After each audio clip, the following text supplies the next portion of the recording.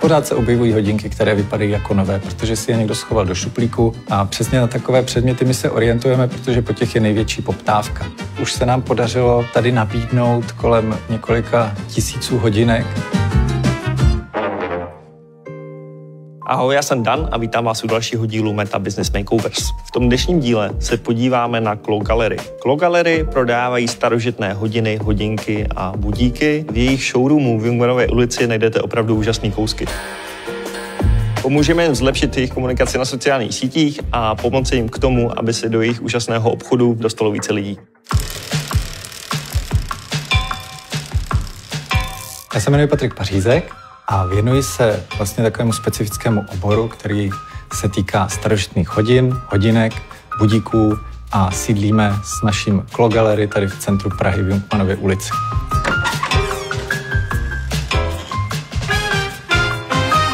Když bych měl charakterizovat, co tu vlastně je k vidění a jaký máme sortiment, tak zjednodušeně všechno, co tiká.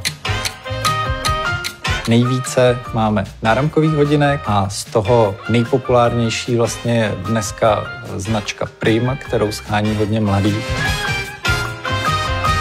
Nejstarší hodiny, tak to jsou právě zrovna ty za mnou. Jsou z roku, řekl bych, 1760, byly vyrobené ve Vídni. Není opravdu mnoho míst, kde by se tyhle staré věci pořídily s důrazem vlastně na to, aby byly funkční. Že my vlastně všechno zboží, které tady máme, tak máme zkontrolované, máme vyčištěné, víme, že to dobře funguje. Máme tady opravdu široké spektrum zákazníků s velmi zajímavými zájmy a toto nás právě na té práci baví. Když jsme otevřeli, tak jsme si mysleli, že budeme mít větší množství zákazníků cizinců, protože u těch je obecně známější, že třeba schání ty staré předměty. Ale pak je tady druhá polovina, místní obyvatelé, bez kterých bychom třeba nebyli schopni přežít pandemii COVID a velice nám to pomohlo právě udržet to podnikání. Když si ten vzorek lidí a zákazníků prozkoumáme, zjistíme, že tady máme malé školáky až po nějaké seniory. Od projektu očekávám, že nám vlastně pomůže oslovit širší spektrum lidí, naláká je k nám do prodejny, myslím, že je to tady docela pěkné. To by mi udělalo velikou radost právě dostat ty zákazníky sem k nám do Clock Gallery v Jungmannově ulici. Patriku, ahoj, vítej u nás ve studiu. Díky za pozvání.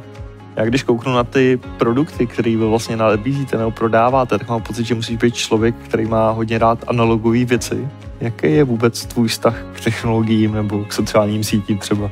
To je docela zajímavá otázka. Přemýšlet nad těma technologiemi, nad tím, co je analogický. Určitě si třeba rozebral budík, když jsi byl malý. A když koukáš do budíku, tak víš, proč tam všechno je, jak to funguje, ale porovnej to třeba s chytrým telefonem. Když se do něj koukneš, nemáš tam pořádně co jako chápat, a nic ti to neřekne. A stejně tak myslím, že i ti zákazníci, kteří k nám chodí, tak právě jsou nadšení. My se za chvíli přesuneme za expertem, který by ti měl trošičku pomoci pochopit ty kolečka toho, jak fungují sociální sítě. Co ty od toho očekáváš, nebo co by se chtěl dozvědět? Tak moje očekávání jsou relativně velký, protože my, když jsme přemýšleli nad naší cílovou skupinou, tak byl problém s tím jí vlastně stanovit, protože je relativně široká, tak právě to, jak tuhle skupinu oslovit, jak se vůči těmto skupinám chovat na sociálních sítích, tak to je také moje největší očekávání a na to jsem opravdu nejvíc zvědavý, jak využít ty všechny možnosti, které nám dávají ty sítě. Super, já doufám, že dostaneš všechny odpovědi, které potřebuješ a jdeme na to. Ahoj Adame, vítej tady u nás ve studiu. Díky, těší mě.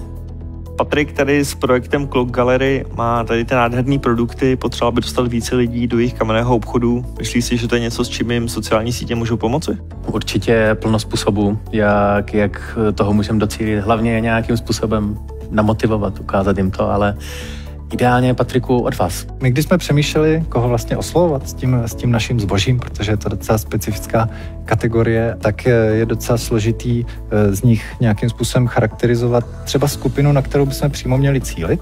A co se týká i třeba cizinců, k nám chodí Češi, chodí k nám cizinci. A říkáte tedy, že z velké části to budou lidi, kteří jdou okolo, uvidí obchod a zaujme je natolik, že se podívají dovnitř. Tam vlastně docela bych řekl, že fungují ty naše výlohy. My se snažíme tam dávat zajímavé zboží, snažíme se jej hezky prezentovat, na to získáváme docela pěkné ohlasy od kolem jdoucích i od místních, ale potřebujeme dostat těch lidí dovnitř více, aby jsme mohli ten náš biznis dál rozvíjet. Úplně nádherně, jak jste mi teď popsal, jak vypadá výloha, jakým způsobem to lidi zaujíme, když jdou okolo, tak používat sociální sítě úplně přesně tímto způsobem, mít to jako výlohu.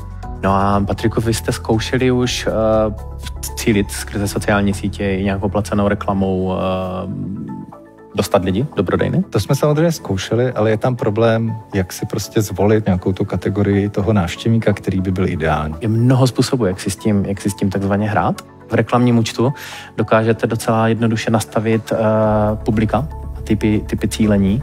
Stačí začít, že už máte sledovatele stránky, jak instagramové, tak facebookové, a dá se z toho začít tvořit různá publika, dejme tomu všichni sledovatele, ale v určitém věku a tak dále. Tam těch možností může být hodně, tak tvořit takové průniky a hrát si s daty. A to je první krok. A druhý, tvořit podobná publika těmto vytvořeným, což je nástroj Facebooku a Instagramu, těch platform, kdy se dají najít právě ti podobní, ale nevíme, kdo to je. Tam potom je dobrá taktika využívat kreativu, obrázky, videa a tak dále a koukat, jakým způsobem měřit, koukat, jakým způsobem reagují. Ve videu ukázat tu atmosféru vstupu, průchodu kolem prodejny, vstupu možná nějakým mysteriózním záběrem, ukázat nějaké hodiny. Mě ještě napadá vlastně v rámci toho cílení možná přemýšlet, jestli tam nejsou průniky třeba s dalšíma zájmama, jestli lidi, kteří mají rádi takhle staré hodiny, nemají rádi zároveň starý auta nebo tradiční oblíkání a tak dále. Jestli třeba nenajdeš tam možnosti nějakého spojení, partnerství s někým jiným a tak dále. To je moc pěkný, ale třeba my jsme zjistili, že starý budík si pořídí někdo, kdo třeba má moderní interiér, má doma úplně všechno moderní a touží potom, že uprostřed toho všeho bude starý budík. Co z marketingového pohledu je úplně nejlepší, vzít tu myšlenku a nemít absolutně žádné předsudky a snažit se teda zjistit korelace. Jednak ve Facebook Ads Manageru se dá zjišťovat z různých publik a podívat se, kdo se nějakým způsobem chová. Tak vlastně z těch dat a z těch analytických poznatků se dá vymyslet další takové věci. Mně ještě k tomu napadá jedna oblast, kterou jsme vlastně nezmínili a myslím, že mi Adame dáš asi za pravdu, a to je, že jsme tady hodně řešili, jak ty lidi dostat z toho online do toho offline obchodu, ale že vlastně to může sloužit i naopak, vlastně v rámci toho offline krámu těm lidem říct, hele, jsme i na Instagramu, jsme i na Facebooku, pokud vás baví tady to, tak následujte. Vymyslet nějaký elegantní způsob, jak opravdu toho docílit. Například to můžou být budoucí lojální zákazníci, takže jim nějakým způsobem, jestli dát 10% slevu, že sledují stránku, nebo to úplně to nejzákladnější, co mě napadne, ale dá se tam cokoliv nějakým způsobem motivovat. Například, že zajímat, jak se k tomu dostanete, jaké jsou příběhy těch různých věcí a tak dále, a že jim to vysvětlíte v tom obchodě, že prostě to opravdu může být pro ně fajn. Adame, díky moc, že jsi přidal možná, řekl bych, takovou tvoji čerstvou perspektivu, a ono to možná není vždycky o jednoduchých řešeních a jednoduchých radách, ale myslím si, že si velmi dobře předal to, jak o tom přemýšlet, jak si možná testovat ty svý hypotézy a snažit se někam dostat a postupnýma krůčkama to zlepšovat. Díky moc, že jsi přišel. Díky za pozvání a nádherně si to shrnul, je to alchymie. Přeji hodně štěstí. Taky děkuji.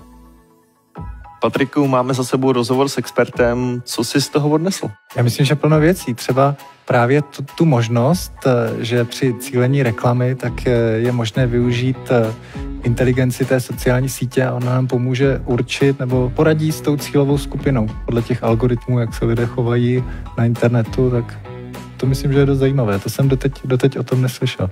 Takže nějaký nově nabitý vědomosti, vyzkoušíš podobný publika a tak dále.